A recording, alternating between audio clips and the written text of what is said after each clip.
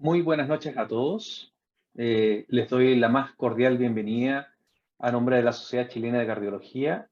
Mi nombre es Mauricio Soto, soy médico cardiólogo del Hospital Dr. Hernán Enríquez Aravena y voy a hacer la función de moderador del webinar de hoy.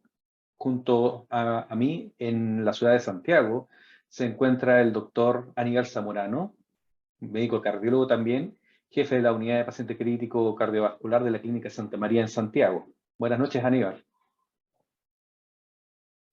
Buenas noches a todos y esperando esta charla de la doctora para que nos deleite con que no todo shock es igual. Y sin mayor preámbulo, vamos a presentar a la invitada estelar de hoy, a 5.500 kilómetros de distancia de donde estamos nosotros, pero gracias a la tecnología está acá, digamos, en esta mesa redonda virtual junto a nosotros, la doctora Paola Morejón, una conocida de la casa, especialista en insuficiencia cardíaca y en soporte mecánico circulatorio y trasplante cardíaco de la Clínica Guayaquil, en Ecuador.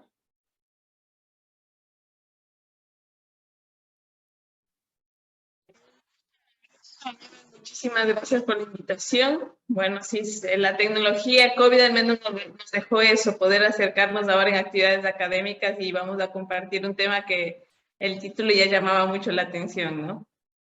Así es.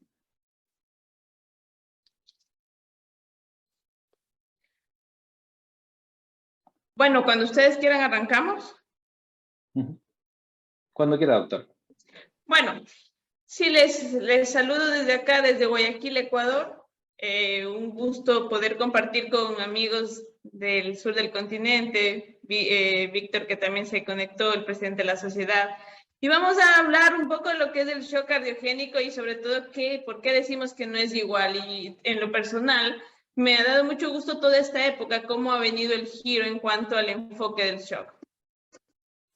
No tengo intereses a declarar en esta presentación. Pero ¿por qué siempre inicio mi charla con esta Doctora, frase, disculpe, sobre todo en shock? la ¿Sí? interrumpo, no está compartiendo pantalla. A ver, permíteme un minuto. Se cambió, vamos. A ver, ahí tienen ya mi pantalla. Ahí sí, doctora, ahí está correcto. Tenemos la pantalla, perfecto. A ver, bueno, les comentaba que, ¿por qué arranco con esta frase en la que si evitamos la persistencia de dogmas, estos dogmas son los que impiden adquirir nuevo conocimiento y siento que esto nos pasó en el shock y por eso se establecieron controversias innecesarias. Vamos a evitarlo a ver si progresamos en la comprensión de esta entidad. Partamos de que no todo shock es igual y sabemos que hay el shock cardiogénico, el obstructivo, el hipovolémico, el destructivo. Ya de ahí partimos de que no todo shock es igual. Pero no todo shock cardiogénico es igual. Y aquí ha sido donde nosotros nos hemos enfocado en un solo fenotipo con base al sinnúmero de publicaciones que han existido con referencia al síndrome coronario agudo. Pero vamos a hablar un poco de los perfiles cardiovasculares de cada paciente. ¿Qué pasó con la definición? Partamos de una definición clínica que sabemos que es un desorden cardíaco que genera hipoperfusión tisular y esta hipoperfusión se va a reflejar en parámetros clínicos y bioquímicos. Sabemos la definición del Shock Trial del 99, donde ya pusieron los parámetros hemodinámicos y aquí ya fue la primera alerta. Ponemos un Swan-Ganz, lo tenemos, monitoreo todos para poder evaluar a los pacientes y obtener el gasto cardíaco o tener la propia presión wedge. No, la realidad es que no. En el Shock Trial 2, el famoso estudio donde bajó el balón de contrapulsación, que siempre se toma este estudio como referencia, ya nos habló algo más, nos puso ya el láctico y nos dio una pauta de perfusión tisular. Finalmente ya nos tenemos que venir a las guías 2021 porque sí hay una diferencia con las 2016 en las que sí nos mantenían estos parámetros de presión arterial sistólica, el propio láctico y la hipoperfusión tisular. En la nueva guía, la definición dice que es un síndrome por disfunción cardíaca primaria que puede ser agudo o progresivo.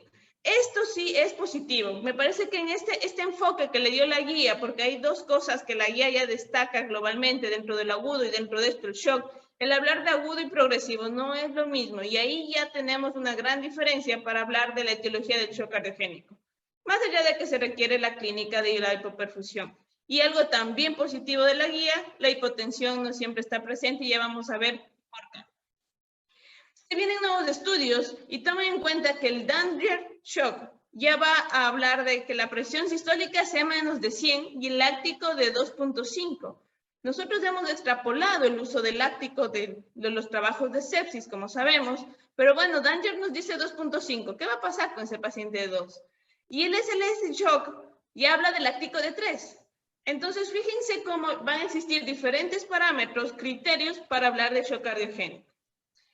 Más allá de las definiciones que siempre nos hemos grabado, la presión arterial, el índice cardíaco, las presiones de llenado elevadas, desde luego todas son necesarias para enrolar en ensayos. No podemos no tener ensayos sin un dato hemodinámico duro para poder saber si ese paciente cumple criterio, pero siendo prácticos de esto en la clínica no es aplicable. En definitiva, vamos a decir que es un estado de hipoperfusión que generado por una fallo cardíaca primaria. El diagnóstico es netamente clínico. La hipotensión se va a presentar, sí, pero no necesariamente de inicio, puede ser tardía y quizás ahí nosotros podemos ser lentos en el diagnóstico. Y hay características clínicas que nos llevan a pensar en el shock. Más allá de las manifestaciones bioquímicas, porque no nos olvidemos que las manifestaciones bioquímicas van a comprometer otros órganos y eso incluso nos podría estar hablando de un shock incluso más profundo del que estamos viendo. Y llamativamente, láctico para escepticismo, sí, probablemente sí, porque quienes estamos un poco abocados a lo que es el manejo del paciente con disfunción cardíaca, tendemos a tener, quizás yo digo, una alerta mayor para cuando el paciente viene hacia abajo. Pero a veces cuesta mucho, y dentro del área de la cardiología en sí, pensar de que ese paciente, como en algún momento escuché, el paciente está caminando, no está chocado, ese mismo criterio a veces nos ha obligado a obtener un solo parámetro bioquímico como aquel que nos va a dar una definición, cuando sabemos de todas las imprecisiones que tiene el ácido láctico, lo cual no quiere decir no se use, lo que quiero decir es que aprendamos a usarlo.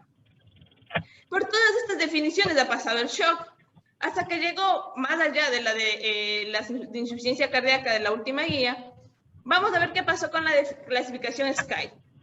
Esta clasificación la van a ver en todas las prácticas de shock, porque realmente nos ha permitido, a través de estadiajes, como se hizo en la insuficiencia cardíaca en el año 2000, intentar poner bajo determinadas características a los pacientes, lo cual nos obligue a verlo de una manera diferente o a su vez nos dé pautas más claras incluso para la intervención.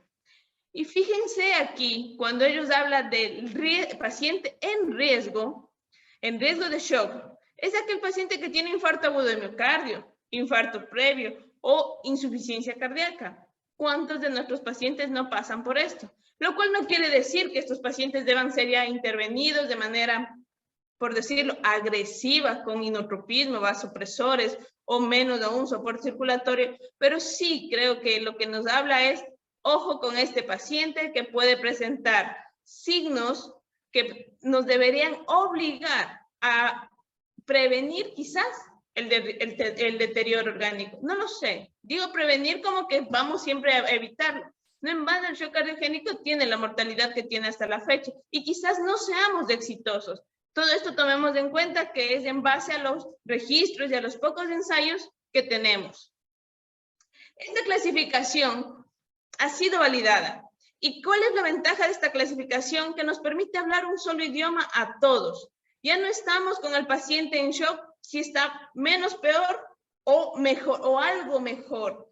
Por lo tanto, ya tenemos realmente estadios en los que podemos ser claros y tener en cuenta qué intervención hacer y cómo está evolucionando el paciente. Y la clasificación SCAI en diferentes registros ha sido validada. Y fíjense cómo sí se ha podido, a través de incluso las bases de datos, desde luego, la mayoría de Estados Unidos que han podido identificar los parámetros que ponen SCAI, que son bastante sencillos, podemos determinar cómo ha sido la distribución del shock en diferentes centros. Este es uno de los trabajos del profesor Jensen de Clínica Mayo, con 10.000 pacientes, donde fíjense cómo dice que casi un 45% de pacientes estaba en riesgo. Es menor el paciente que estaba en el famoso estadio E, que a veces es muy difícil identificarlo. Otro trabajo en el que apenas nos dicen, no, de 1.400 pacientes, yo tengo la mayoría de pacientes en el pre-shock y shock establecido, e incluso nos habla de una gran cantidad de pacientes en el que está deteriorándose a pesar de la intervención. ¿Por qué también esta clasificación? Si prospectivamente no ha sido validada, eso es una realidad, ha sido en los registros, pero sí se ha asociado la clasificación SCAI a determinar la mortalidad cuando se la usa, es decir, si el paciente está evidentemente en un estadio E, tiene más mortalidad que el paciente que esté en riesgo.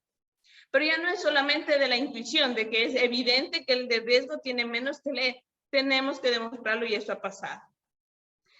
Creo que esta es una de las diapositivas que está publicada, de las más sencillas para hablar de la fisiopatología, pero a la vez creo que es de las más simplificadas, porque sabemos que hay una injuria miocárdica que va a generar bajo gasto, sí, hipotensión, hipoperfusión sistémica, pero aquí nos falta, y esta es casi la del shock, la del síndrome coronario agudo, porque aquí hace falta aquella injuria que puede generar aumento de presiones y el camino es diferente porque no necesariamente va hacia la hipotensión arterial de manera inmediata.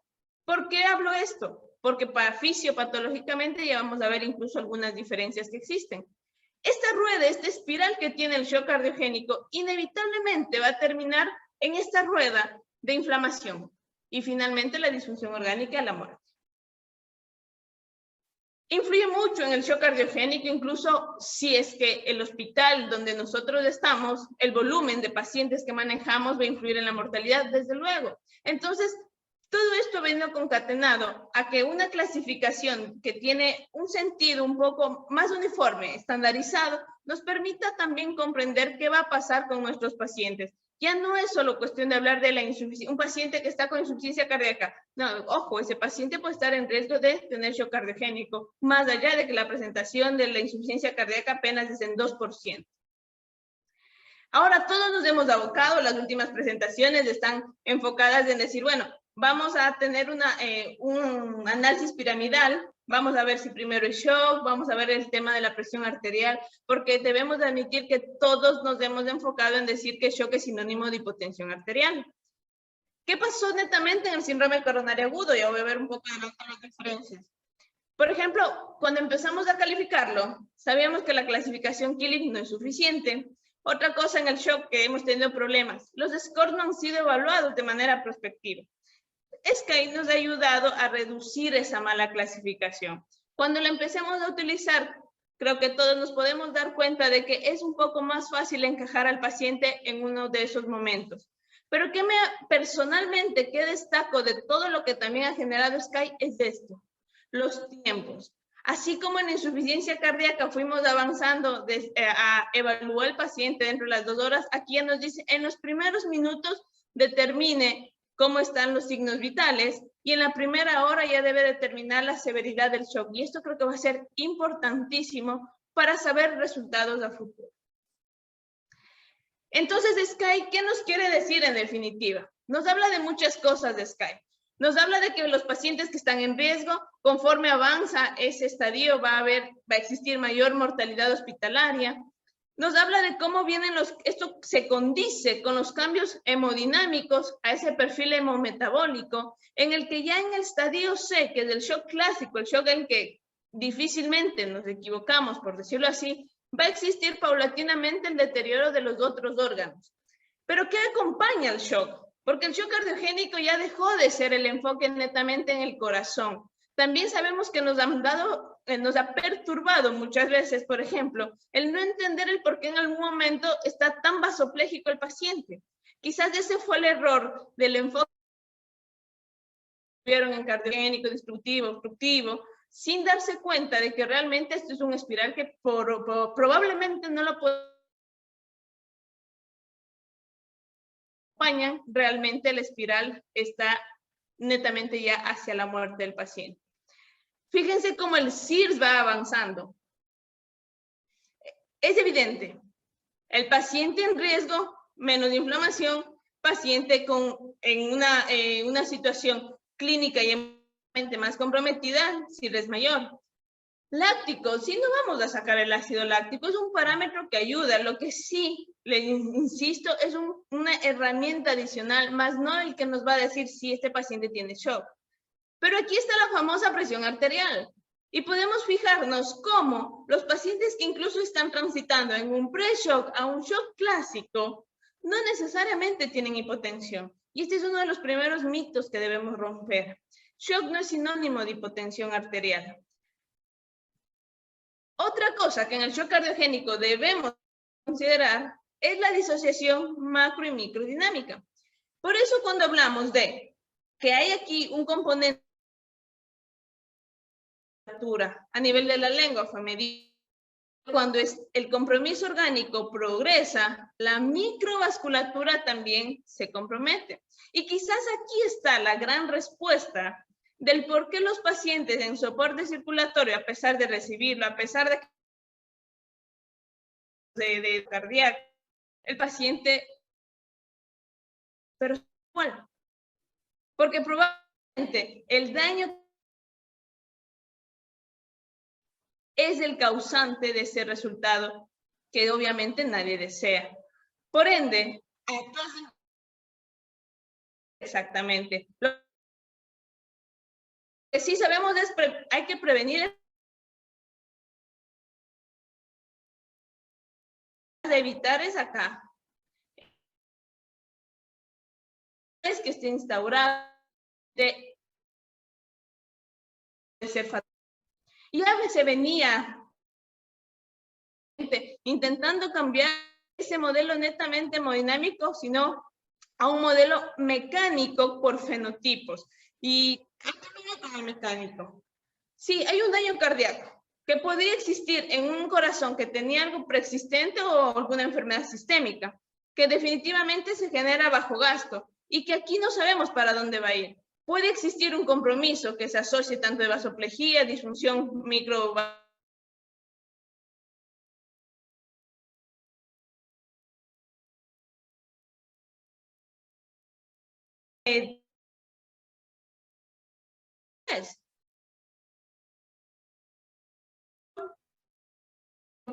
y terminar en la muerte del paciente.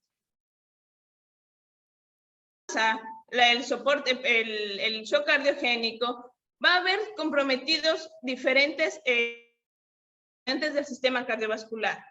¿Puede existir recuperación? Sí. Sabemos que la mortalidad sí existe la recuperación. Realmente un componente hemodinámico y después se convierte en un componente multiorgánico. Al metabólico, cuando ya en los otros órganos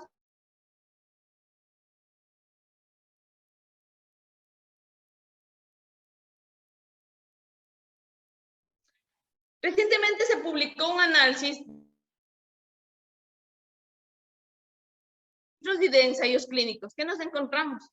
Hay que ser conscientes que realmente en shock cardiogénico hay muy pocos ensayos clínicos y la mayoría de ellos, no, todos de ellos, enfocados en ¿qué? En el infarto agudo de miocardio. La información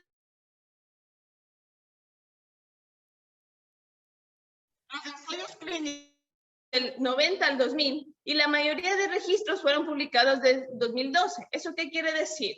Que en este ensayo son antiguos y los he comparado con registros más recientes. Y eso es un sesgo importante. ¿Qué se evidenció? Que sí, que el lactato es un subrogado de la perfusión, así nosotros lo tenemos, pero debemos recordar que es imperfecto y realmente puede llegar a confundir. Una vez más digo, no estoy transmitiendo la idea de que no se lo debe utilizar. Lo que estoy transmitiendo, compartiendo aquí con ustedes, es simplemente aprendamos a usar este biomarcador. Todos los datos en cuanto a los registros son antes de SCAI, por lo tanto, no podemos tener una estandarización como ahora SCAI nos la permite tener, y hay que ser también sinceros, se requieren RCTs probióticos del shock cardiogénico. No es fácil hacerlo, pero debemos buscar el diseño ideal. Vamos a hablar del síndrome coronario agudo para ver por qué esas flechas son contrarias. En la epidemiología, la mortalidad inicialmente del shock estaba por cerca del 80%, ¿sí? Conforme avanzó el tiempo, evidentemente, incluyendo la revascularización, se redujo hasta un 51%. Sabemos que en los pacientes con síndrome coronario agudo puede existir una incidencia del 5 al 15%. ¿Qué conocemos del shock post-síndrome coronario agudo? Que la causa más frecuente es del ventrículo izquierdo, más allá de que existan otras causas que pueden llevar al shock, como la IM aguda, una complicación mecánica. Pero también conocemos que en el síndrome coronario agudo, porque no me refiero si es con o sin elevación del ST, simplemente podemos encontrar enfermedad de múltiples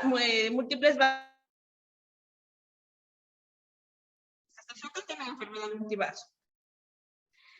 Sí, en shock cardiogénico, el infarto es la primera causa de mortalidad. Podemos ver aquí en la curva cómo es peor la evolución con síndrome coronario que sin síndrome coronario agudo.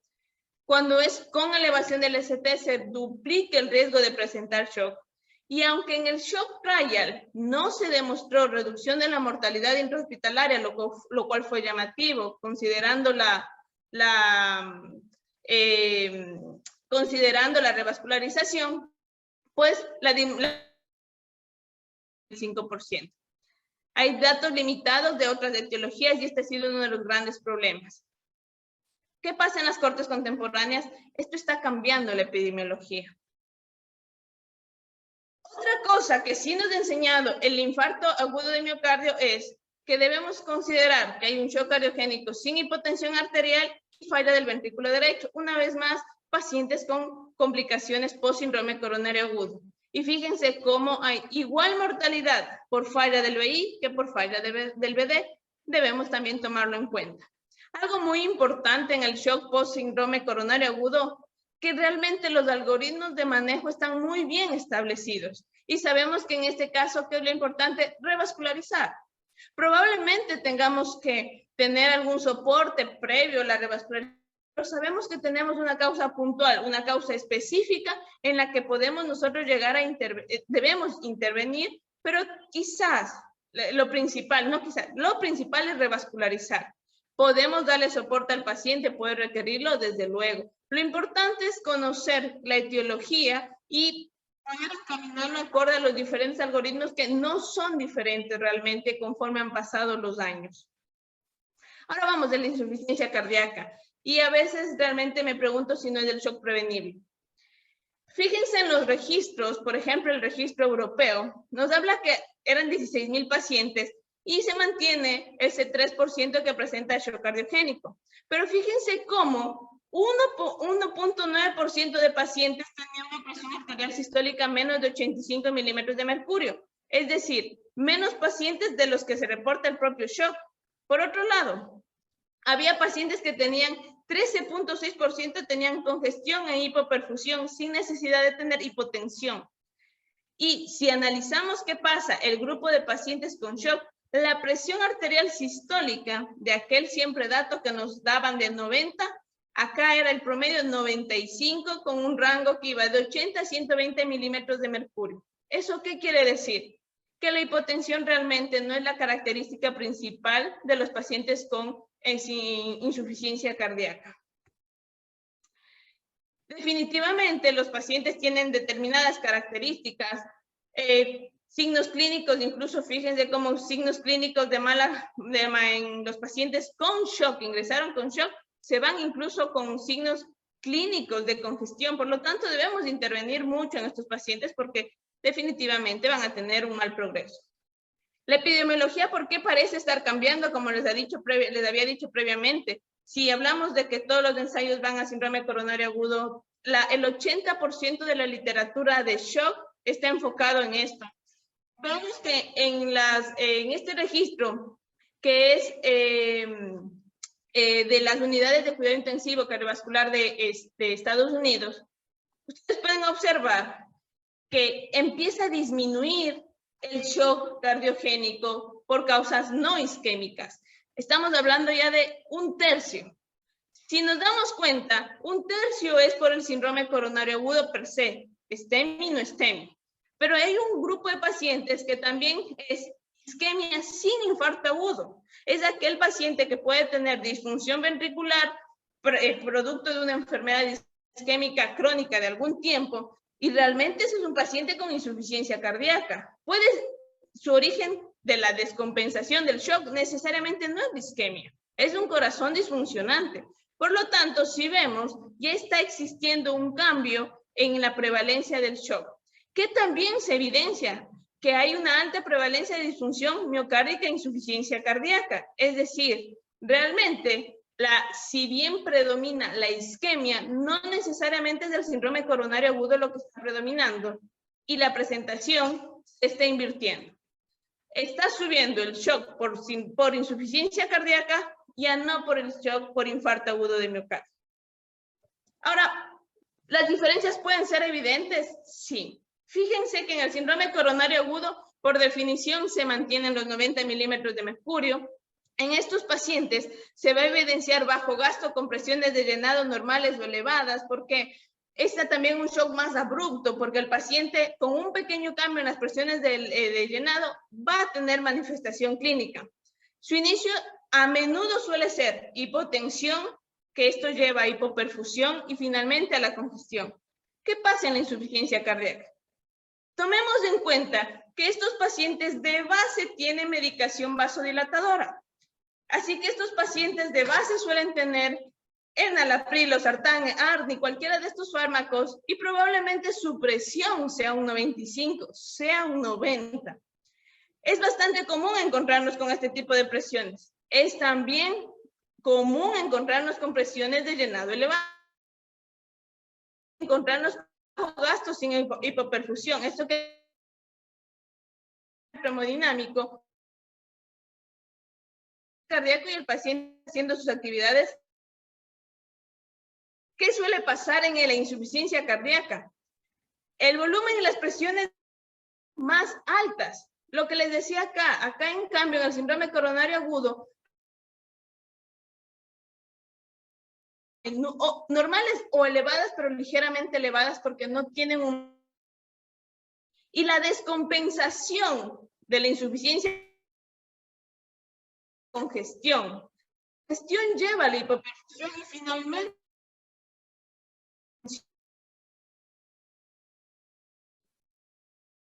en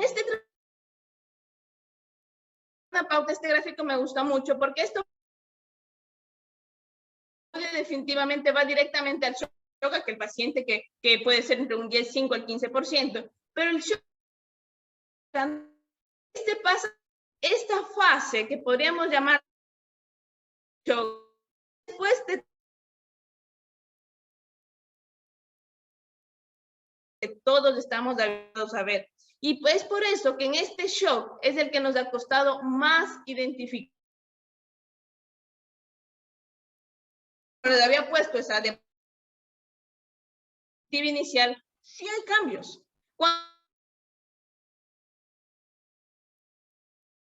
O el bajo gas coronario agudo, aquella injuria súbita que se da con el...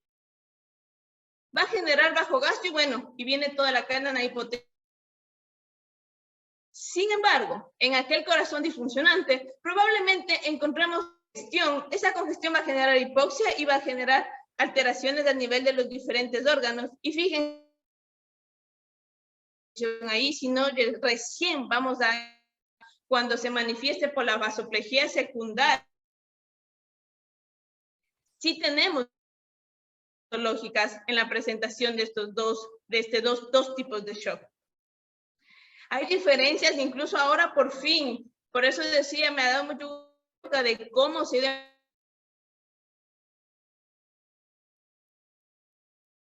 a los pacientes, complejizándolos, como nosotros sabemos decir. Fíjense como aquel paciente que tiene shock por infarto de miocardio tiene más ventilación mecánica, se utiliza más líneas arteriales, hay más uso de soporte circulatorio. Ahora vamos a ver qué pasa con la insuficiencia cardíaca aguda, es la que le sigue, aguda o crónica, en cuanto al uso de ventilación y demás. Fíjense que llegamos a ventilar más a la insuficiencia cardíaca de novo. Quizás estos son los de edema agudo de pulmón que terminan intubados. Ya hablamos de un shock cardiogénico que se relaciona netamente a insuficiencia cardíaca. Estamos dándole atención a este grupo de pacientes que indirectamente lo hemos tenido olvidado. Cardiogénico es del estadio final de la insuficiencia cardíaca, es parte de la insuficiencia cardíaca aguda en su expresión máxima, por si lo podemos decir así. Y tiene unas características propias la presentación clínica. Y estas características ya la estamos haciendo fenotipos de shock. A eso llegar con mayor veracidad el paciente el paciente por infarto agudo de miocardio. Porque recuerdan esa gráfica, realmente es un paciente que inmediatamente entra en bajo gasto y la rueda continúa, pero el paciente con insuficiencia cardíaca no va a presentar estos cambios hemodinámicos así de bajo, porque incluso puede. Eso sí también quiero aclararlo, es menos del 10% de pacientes con insuficiencia cardíaca avanzada que viven en bajo gasto.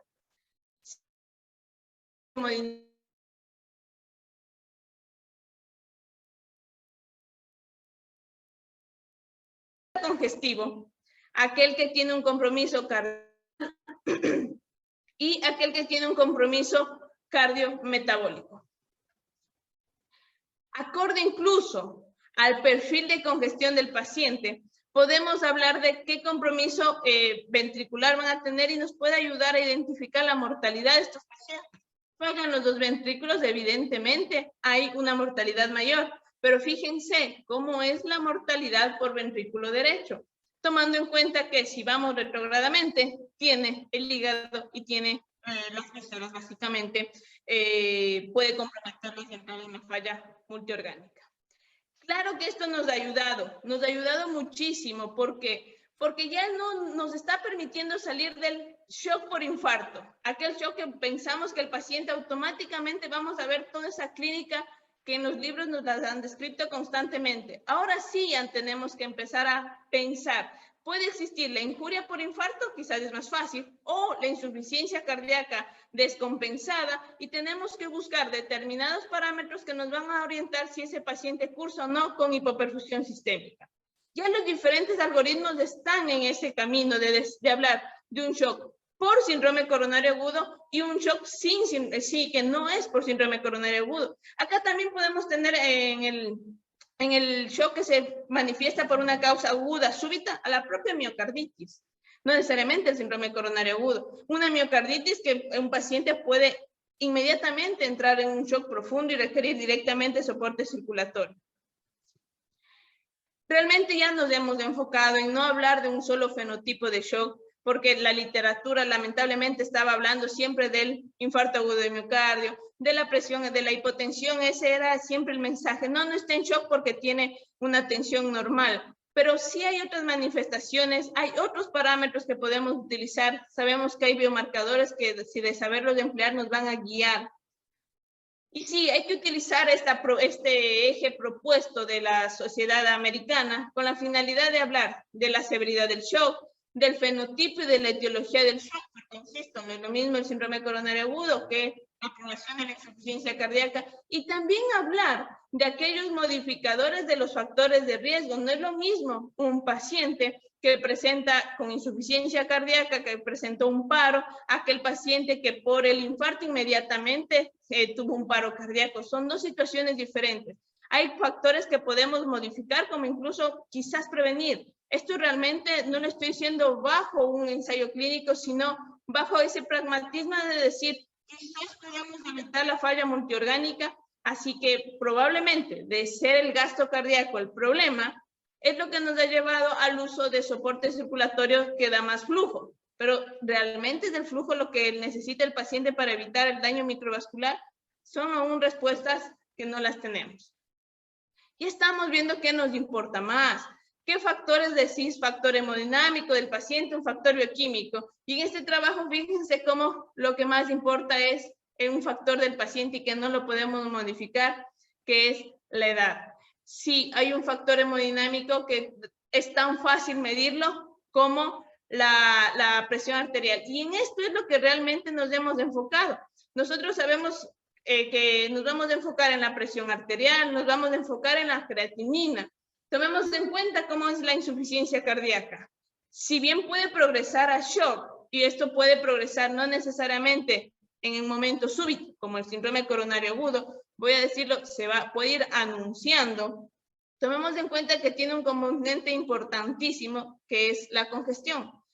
¿Cuántos pacientes no hemos visto que tienen aumento de creatinina, aumento de transaminasas, y no necesariamente están en bajo gasto, pero seguramente están congestivos? Finalmente, decirles que en shock cardiogénico, ya identificando, creo que la clave no solo es identificar etiología. Insisto, el síndrome coronario agudo se nos va a facilitar, pero empecemos a ver a aquel paciente ciertos parámetros que nos pueden dar una idea de que su hemodinamia no es la adecuada. Sí, estos parámetros básicamente son por Swan-Ganz, tanto calcular el índice de pulsatilidad, la propia PVC, que sería el análogo, la propia Wedge. Y nos hace falta todavía a los cardiólogos, creo que más, ¿por qué no validar los parámetros ecocardiográficos? Nosotros somos los que más hemos utilizado un ecocardiograma y nos llevan de la mano un poco los intensivistas y los emergenciólogos, ellos quienes arrancaron con el famoso POCUS y ahora el VEXUS. Entonces, quizás nos hace falta esa herramienta, incorporarla para que realmente desde la evaluación inicial del paciente podamos tener una idea y orientarnos y darle la mejor atención, sea farmacológica, y adelantarnos al momento ideal del soporte circulatorio. En definitiva, el shock cardiogénico es de amplio espectro. No podemos centrarnos en simplemente decir, no, si tiene shock o no tiene shock. No, lo que debemos centrarnos es quizás en a qué nivel está ese shock para evitar que vaya a un shock profundo, un refractario. Acordémonos de la SCAI. Pensemos que va más allá de la bomba cardíaca, porque puede existir ya un compromiso multiorgánico, y esto no solamente el compromiso multiorgánico no solamente va a depender del índice cardíaco, quizás ya comprometiendo la microcirculación, el daño está establecido. Tiempo es vida y eso es una realidad. Lo importante va a ser reconocerlo temprano con la finalidad de tratarlo y por qué no usar soporte circulatorio de manera temprana. Una adaptación de lo que es el shock cardiogénico con la clasificación SCAI, tomando en cuenta que probablemente aquí, en el uso de inotrópicos y en el pre-shock, el balón podría tener mayor beneficio, porque a veces le pedimos un dispositivo como el balón de contrapulsación para un estadio C, un estadio D. Por lo tanto, realmente identificar el shock cardiogénico, si bien se ha convertido en un reto, creo que el mayor reto está en intentar entender que si vamos por estadiajes nos podemos quizás adelantar. ¿Vamos a cambiar los resultados? No lo sabemos, para eso están los estudios que vienen, pero también va a ser muy importante manejarnos a través de los registros, porque los registros también nos hablan del tipo de paciente que tratamos todos, del ese verdadero mundo real. Es lo que tenía para compartirles y me quedo para las preguntas. No sé si hay preguntas del público. Muchísimas gracias. Muchísimas gracias, doctora Morejón, por esta muy completa presentación. Al público presente tenemos entendido que hubo algunos problemas de audio durante la presentación. La presentación va a ser, está siendo grabada y va a ser subida al canal de YouTube de la Sociedad Chilena de Cardiología, que se puede encontrar como Sochicar TV, y en el chat vamos a dar también el link para que puedan acceder a la presentación que se va a subir en un tiempo posterior. Doctora, respecto a este nuevo fenotipo que en realidad probablemente siempre ha estado, que es el paciente con insuficiencia cardíaca que se empieza a descompensar lentamente. ¿Cuál es el rol que le ve usted a la cuantificación ecográfica de la congestión, este mismo protocolo VEXUS que está siendo usado mucho en urgenciología, digamos? ¿Qué valor le da y en qué punto se tendría que utilizar en el diagnóstico? A ver, creo que el VEXUS ha ayudado a, yo lo digo así, a que vean la congestión que siempre existió. Ha costado muchísimo y no me pueden dejar mentir. ¿Cuántas veces no pasaba que mientras quienes hacemos insuficiencia cardíaca por esta comprensión de la patología, ya dejamos de ver desde hace algún tiempo como que el esto es el problema, entonces nos enfocamos en descongestionar. Y en nuestro afán de conocer la hemodinamia, utilizábamos Swan-Ganz. Y desde luego el Swan-Ganz era muy claro en decirnos, sí, las presiones están altas, necesitan ustedes descongestionar. Pero quizás eso ya lo entendíamos. Versus nos ha ayudado a demostrarlo. Yo diría a veces a convencer incluso al resto de médicos que han sido escépticos de que hay que sacar agua. Porque ¿cuántas veces nos ha pasado de que no, el problema es bajo gasto? ¿Por qué le vas a sacar con furosemida? El paciente va a terminar en hipotensión arterial. Y bueno, ese es el ciclo, el dogma que realmente debíamos romper. En lo personal, creo que Vexus ha ayudado muchísimo para convencer que el problema es la congestión, porque sí es llamativo cuando en lo personal digo, vamos a tratarlo, a descongestionarlo. A ver, a los residentes, ¿quieren convencerse de que está con líquido? Vamos, vean tanto el flujo intrahepático como el renal y no hay nada más que hacer. Entonces, tomemos en cuenta también en qué nos basábamos nosotros, en una historia clínica del paciente. Aquel paciente que tiene internaciones, que tiene disfunción ventricular, parece ser un poco más sencillo encaminarnos a que la congestión va a ser el problema. Y eso también ya nos lo habían dicho. El principal problema en la insuficiencia cardíaca no es el bajo gasto, es la congestión. Por eso creo que es muy útil. Doctora, un par de consultas, agradezco mucho la presentación. Creo que lo que usted plantea nos ayuda mucho en llegar antes a los pacientes. Nosotros hemos sacado muchas cosas del mundo de la sepsis, en que tenemos que llegar muy antes a los pacientes, darle los antibióticos y darle el sostén necesario. Y los intensivistas, como usted dijo, se nos han adelantado en muchas cosas, ya junto con los urgenciólogos. Pero creo que la posibilidad que nos da esta nueva estratificación es llegar antes a los pacientes, ¿ya? Si bien es cierto, sabemos que la ecografía ya tiene que ser parte del examen físico en una unidad de cuidados intensivos coronarios, pero también sabemos que el llegar antes nos permite salvar vidas. Yo también estoy de acuerdo que probablemente las asistencias que uno tiene hoy en día, el balón de contrapulsación como que lo perdimos y dijimos no sirve en shock y muchos dejaron de utilizarlo. Y le dejamos como una opinión de experto al hemodinamista que la coloque en su momento. Pero también es una solución. Probablemente en un tiempo más, en 10, 20 años más, nosotros vamos a estar viendo cómo los alumnos van a colocar Impela en el servicio de urgencia porque los costos van a ser mucho más económicos. En ese sentido, esta clasificación que usted ve del punto de vista funcional, ya asociada a todos los cuidados no cardiológicos, porque aquí estamos hablando de cuidados no cardiológicos, ¿ya? Pero los cuidados no cardiológicos y cuidados de intensivo nos van a llevar a mejorar. ¿Cómo usted ve y cómo usted implementaría desde el punto de vista clínico? Porque esto nos ayuda a diagnosticar más, pero ¿cómo usted lo está enseñando en su centro a implementarlo desde la urgencia o desde pabellón para reconocer antes el shock cardiogénico y poder darle la asistencia necesaria? No se escucha. Bueno, sí, identifico una insuficiencia cardíaca de rinotrópico, no, desde luego esa no es la idea. La idea es dejar un mensaje en el que si el paciente tiene insuficiencia cardíaca aguda, presten la atención porque ese paciente puede tener un deterioro y progresar hacia un estadio B, un estadio C.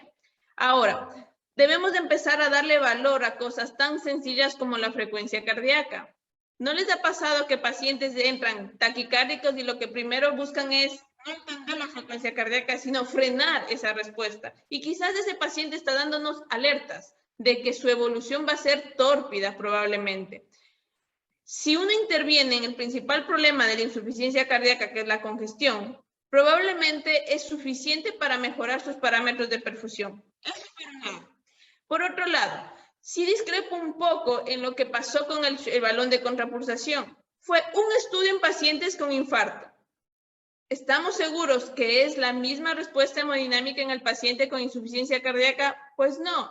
Parece ser que en ese paciente es muy diferente, puesto que hay que recordar que el acoplamiento ventrículo arterial es otro, el de la insuficiencia cardíaca. Hay otra cosa que a veces nos olvidamos también. Los pacientes con insuficiencia cardíaca responden menos al inotropismo y a las catecolaminas. Entonces, ¿por qué no pensar de que ese paciente se puede beneficiar de un soporte circulatorio en lugar de estar forzándole con inotropismo? ¿Cuándo es el momento ideal? Probablemente el momento ideal es evitando, ya conociendo que hay un compromiso orgánico, que los valores de los parámetros de perfusión, ver su tendencia. Yo siempre hablo de tendencias, no me gusta tener un número fijo. ¿Por qué yo tengo que esperar que el láctico llegue a 3 o 4 para decir, uy, sí, está chocado?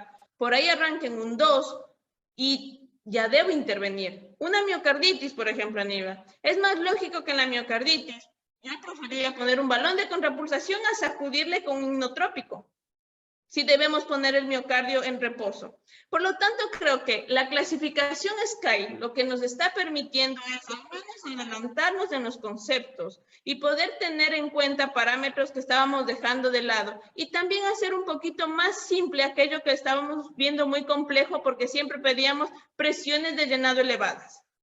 Utilicemos herramientas como el eco, por ejemplo. Se puede ver si las presiones están elevadas. Utilicemos la PVC. Miren cómo dejamos en un momento hasta malos conceptos. Ustedes no me van a dejar mentir. Decíamos el BD es el que soporta líquido y adentro líquido. Cuando la PVC es un marcador que debemos saber si está alta es negativo. Algo está pasando ahí. A veces nos hemos querido comprometer con un número fijo y que nos llegan a ver con cuánto de PVC, con cuánto de láctico. Y otra cosa, el láctico tampoco ha sido netamente validado para shock cardiogénico. Fíjense que en sepsis nos dicen, se reduce el 20%. Hay un registro en shock cardiogénico que el margen va del 30 al 60% de reducción. Por lo tanto, lo que debemos en lo personal, creo, hasta no tener esos ensayos pragmáticos que de verdad involucren a todo ese amplio espectro de pacientes de shock, que no tengamos registros propios, porque la realidad incluso en Latinoamérica no es la misma. Yo estoy segura que Chile va a poder tener un Impela mucho más rápido de lo que vamos a tener los vecinos del continente, la propia Argentina. Pero Impela no va a ser una realidad para el continente de manera inmediata, pero sí el balón de contrapulsación, quizás no para el infarto agudo de miocardio, está bien, pero quizás puede servirnos a aquel paciente que empieza a tener un estadio B y evitar su progresión al estadio C en la insuficiencia cardíaca.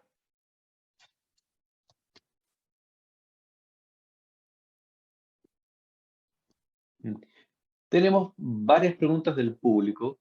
Nos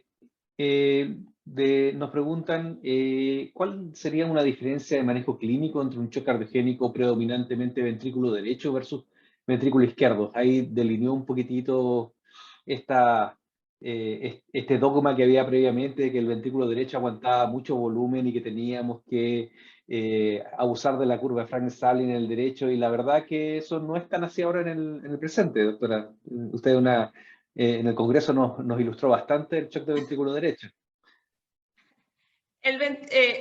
¿Por qué? Para que conozcan nuestra audiencia el por qué dejamos los cardiólogos, porque fuimos los cardiólogos que dejamos ese mensaje. Más o menos, si no me equivoco, en los años 85, 90, en la que a los pacientes con infarto agudo de miocardio, una vez más, otra fisiopatología, le pasaban líquido, y recordemos que la curva de Frank-Starling, como lo mencionó Mauricio, no es lo mismo en aquel paciente estructuralmente sano, más allá de la injuria aguda de ese momento. Esa curva de Frank-Starling es la habitual que tenemos en el libro. En el paciente con insuficiencia cardíaca, esa curva está totalmente hacia abajo, no tolera el líquido ese paciente. Le hemos hecho mucho daño al ventrículo derecho. ¿Qué sugiero realmente en el manejo del ventrículo derecho? Manejar la presión de perfusión tisular. Es muy diferente eso. ¿A qué me voy con esto?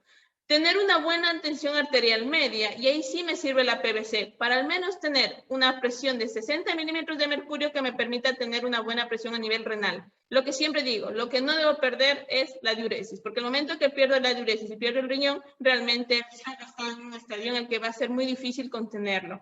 Esa es la principal diferencia que haría, que quizás la presión de perfusión tisular me manda más en relación a lo que en el shock cardiogénico, en el shock por el BI, me fijo que ahí es tener una buena presión arterial media, que sin duda alguna en esos casos las presiones del lado derecho suelen ser más bajas.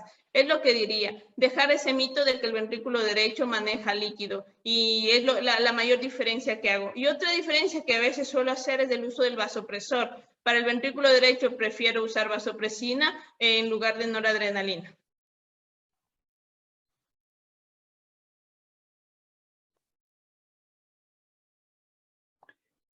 Nos preguntan también si dentro de estos biomarcadores, ya que el lactato en realidad es algo que no está tan bien validado, ¿qué cosa podría eventualmente salir en el futuro? No tenemos nada en realidad en este minuto, más allá de la función renal probablemente, que es lo que tenemos más a mano como un marcador de riesgo.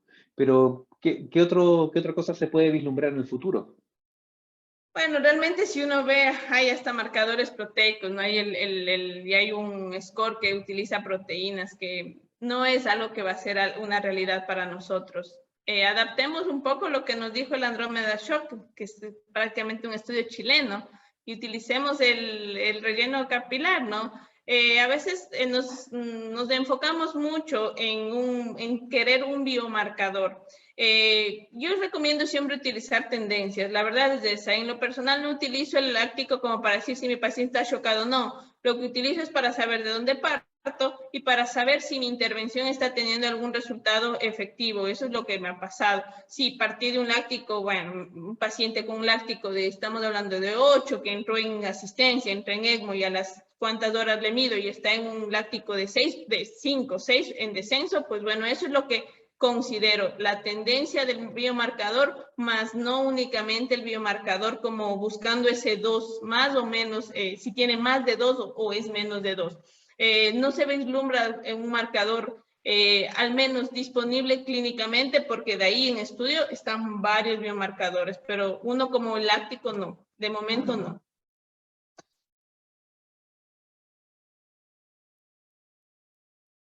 Doctora, me gusta mucho el término de que usted habla de tendencias, ¿ya? Porque los pacientes no son números absolutos. Y creo que ese concepto que usted nos está entregando es algo que nosotros debemos transmitir al resto de los equipos. Porque lamentablemente hoy en día lo que estamos viendo es tratamos de ver y encasillarlo en un número. Y le agradezco que nos ayuden en ese sentido. Muchas veces nos preguntan a nosotros, ¿ya?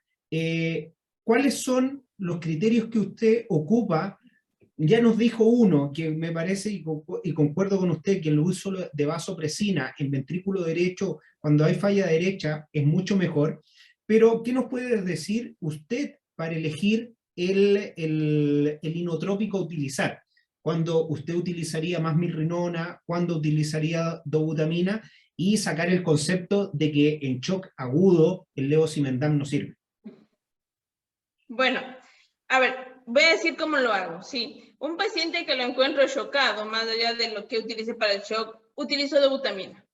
O sea, la dobutamina directamente, si quiero sacarlo de ese paciente y que tiene que ser dobutamina. ¿Por qué? Porque tanto levosimendan como milrinona tardan en actuar. Y a veces los pacientes nos llegan muy tardíos. Y el bolo de milrinona que genera vasodilatación para que actúe más rápido probablemente es contraproducente. Entonces, si quiero sacarlo del shock inmediato, dobutamina. Hay un estudio que seguramente ustedes lo vieron, que es del DOREMI, que fue un estudio muy bueno. ¿En qué sentido? También digo, por fin nos sacó mitos del DOREMI, porque ¿qué pasaba? No, se decía que el uno era más arritmogénico que el otro. Eso es falso, pero también nos dijo, no, ninguno es superior al otro, ¿no? Entonces, creo que aquí, como siempre he dicho, en insuficiencia cardíaca aguda y en el propio shock cardiogénico hay mucho arte.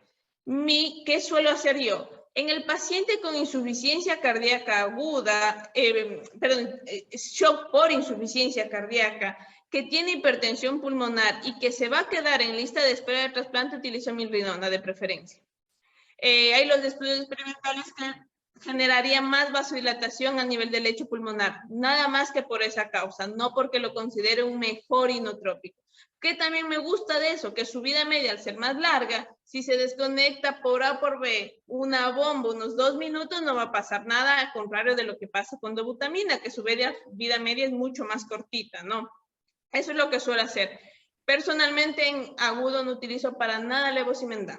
Levosimendan lo utilizo netamente en destete fallido de inotrópicos, por ejemplo, o en impulsos en pacientes con insuficiencia cardíaca crónica que están en ambulatorio, prácticamente no son candidatos a terapias avanzadas.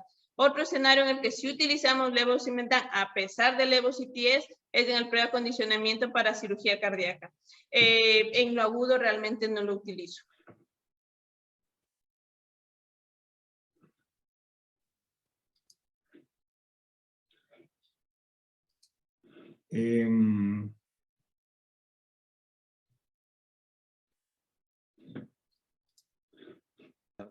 Tenemos preguntas acá de respecto al manejo general del paciente y del rol de la ventilación mecánica, en realidad, ¿ya? Que el paciente en realidad es más que un corazón, en realidad el paciente, si no actuamos a tiempo, en realidad vamos a caer en la cascada inflamatoria y vamos a hacer una falla orgánica múltiple finalmente en el contexto de un síndrome de respuesta inflamatoria sistémica y una vasoplegia. Entonces, gran parte del trabajo que tenemos que hacer es el reconocimiento precoz del shock cardiogénico para evitar llegar tarde a eso, y el soporte ventilatorio en realidad es fundamental. No sé si tienen alguna opinión respecto a la ventilación mecánica, al uso de PIP bajo versus PIP alto.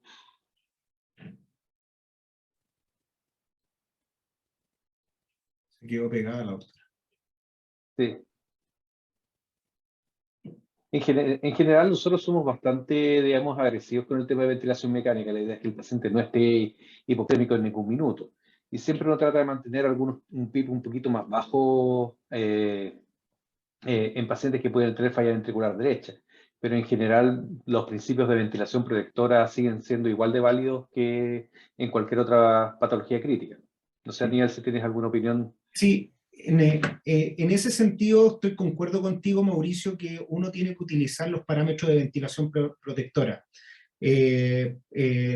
No agregar PIP, porque sabemos qué es lo que pasa con la precarga de principalmente el ventrículo derecho, y como nos decía la doctora, muchas veces nosotros nos olvidamos de qué es lo que estamos haciendo con el ventrículo derecho.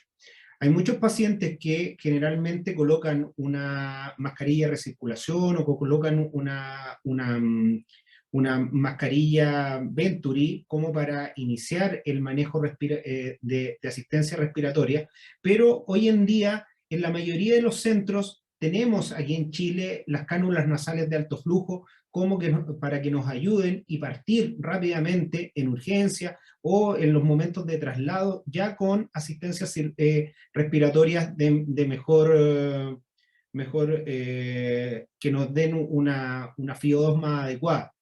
En ese sentido, creo que llevarlos rápidamente a asistencia respiratoria no invasiva muchas veces nos disminuye el riesgo de caer en una ventilación mecánica, y podemos dar con el consiguiente uso de benzodiazepina, de opioides, que nos llevan a mayor noxa sobre un corazón que ojalá no esté lo más tranquilo posible en ese sentido, porque no tenemos el concepto de que ojalá dormir al paciente para no tener tanto consumo de oxígeno y el corazón no sufra tanto, pero muchas veces llegamos atrasados y los llevamos a una ventilación y perpetuamos un shock innecesariamente desde el punto de vista farmacológico. No sé qué opina, doctora, sobre la sobreventilación o irse rápidamente a la ventilación mecánica invasiva en estos pacientes.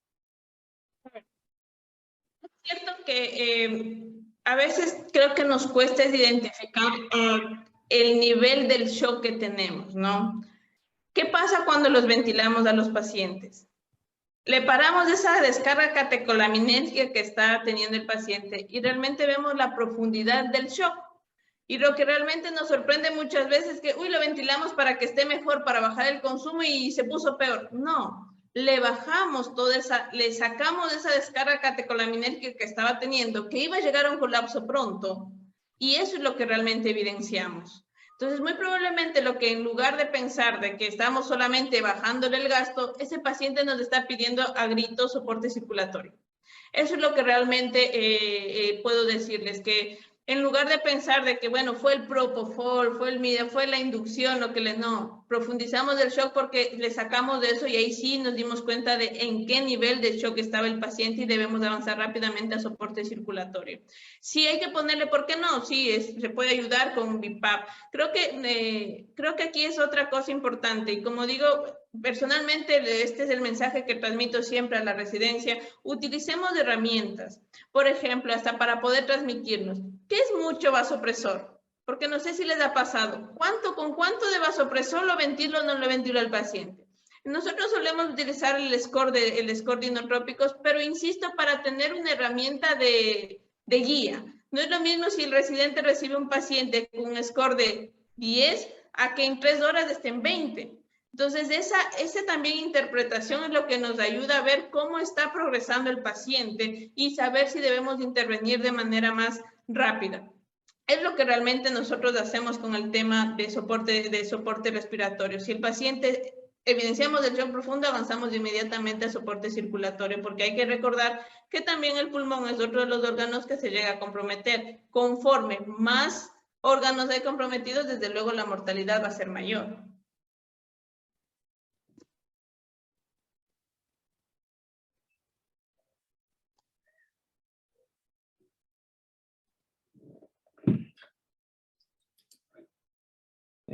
Hay una pregunta acá del público que pregunta, en el caso de un paciente que se presente en una provincia y que se presente hipotenso y congestivo, ¿qué manejo inicial recomendaríamos a este colega que no tiene, digamos, todas las herramientas que uno puede tener en un hospital de referencia, digamos, con soporte circulatorio, un hospital de provincia, digamos, cómo se las arreglan mientras derivan al paciente?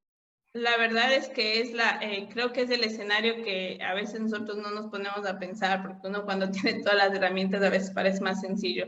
Es más sencillo, desde luego, a los colegas que tienen esos desafíos. Recuerden que sí, tomar una buena vía periférica se puede, y se puede iniciar soporte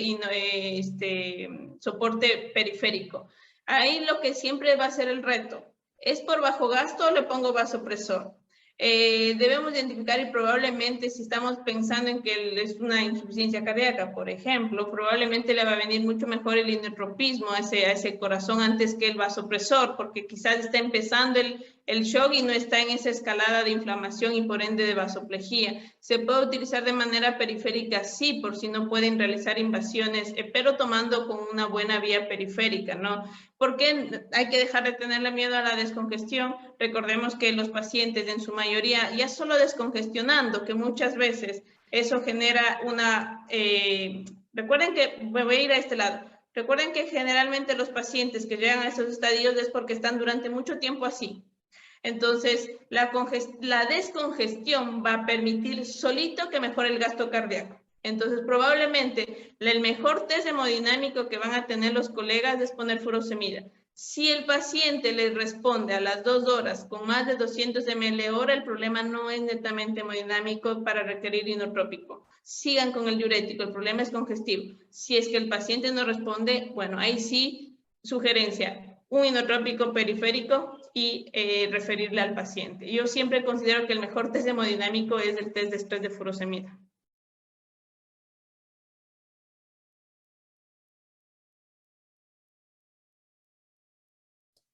Doctora, en su opinión, en el manejo del edema agudo del pulmón, ya hemos visto que en las urgencias utilizan mucho los bolos de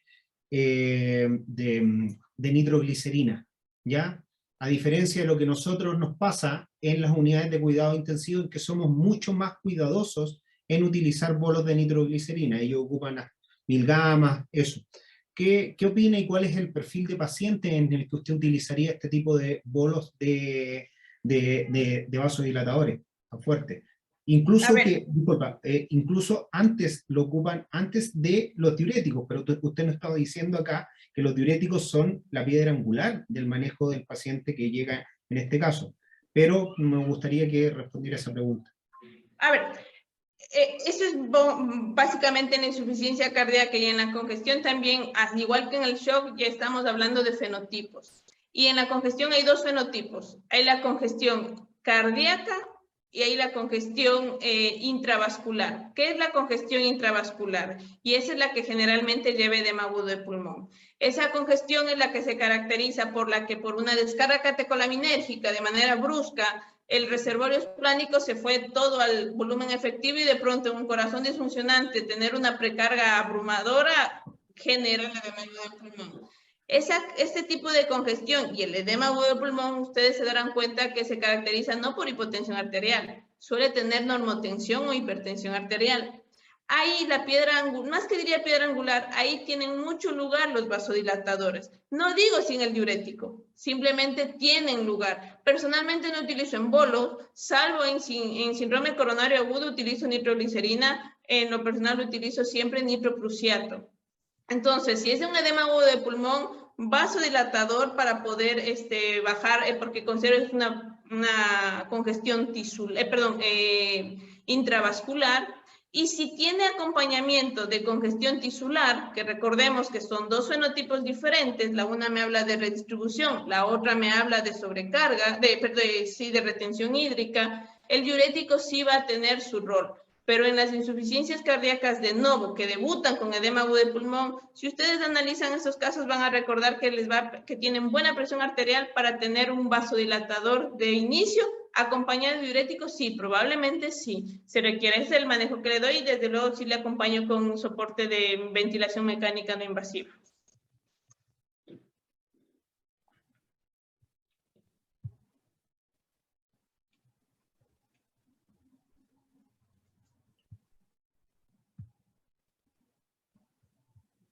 La verdad es que esa situación del que describe Aníbal de los bolos de nitroglicerina es bastante habitual y hay una corriente, digamos, entre los urgenciólogos de usar primero los vasodilatadores en pacientes normo hipertensos, pero en vez de la furosemida, y en realidad nosotros somos, y lo que recomendamos mucho más es que ojalá la furosemida, como dice Paola, que sea la piedra angular del manejo de estos pacientes y que uno le agregue, según el perfil hemodinámico, ya sea un vasodilatador o alguna otra droga que necesite, pero no sin el diurético, ¿no?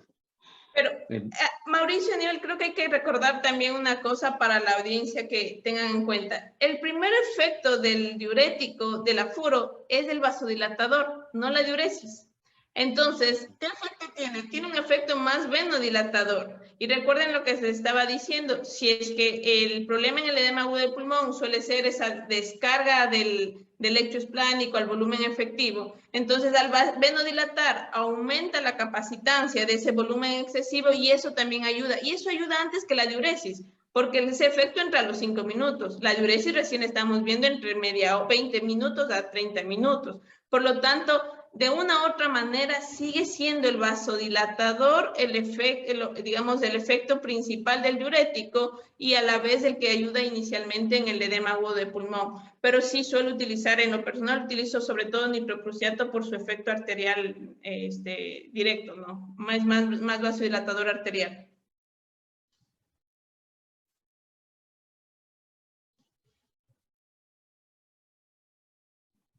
Bueno, ha sido una jornada muy interesante. Hemos logrado compartir, digamos, muchas experiencias y responder muchas preguntas de la audiencia. Tenemos audiencia de toda Sudamérica, de Cuba hasta de Egipto. Hay un colega que nos manda saludos, así que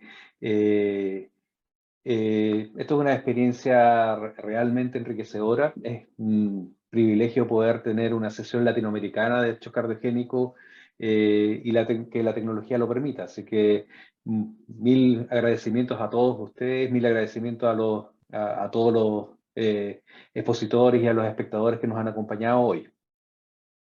Muchísimas gracias, Mauricio, Aníbal, muchísimas gracias por la presentación, por permitirme participar, a quienes hicieron las preguntas.